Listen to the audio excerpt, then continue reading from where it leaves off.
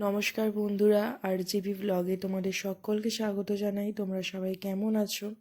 তোমাদেরকে বলেছিলাম যে আমি আমাদের এখানে কালী পুজোর প্যান্ডেল ঠাকুর সব কিছু তোমাদের সাথে শেয়ার করব। তাই আমি যে প্যান্ডেল ঠাকুর দেখতে গিয়েছিলাম সেগুলো তোমাদের সাথে শেয়ার করছি। তোমরা তোমাদের কালী পুজো কেমন কাটালে সেটাও আমাকে প্লিজ কমেন্ট করে জানিও। আর আমাদের এখানের প্যান্ডেল ঠাকুর তোমাদের কেমন লাগলো সেটাও আমাকে কমেন্ট করে জানিও। আমাদের এখানে এবারে অনেক রকমের থিমের প্যান্ডেল হয়েছে, সব কিছুই আমি তোমাদের সাথে শেয়ার করেছি। সেগুলো দেখে আমায় জানিও তোমাদের কোন প্যান্ডেলটা সব থেকে বেশি ভালো লাগলো। আমাদের এখানে অনেক সুন্দর সুন্দর ঠাকুরও হয়েছে, তোমাদেরকে দেখালাম, তোমরা দেখো, লিখে জানিও আমাকে কেমন লাগলো। আর এখানে একটা মজাদার প্যান্ডেল হয়েছিল, এটা দেখো পুরোটা, দেখে জানিও কেমন লেগেছে।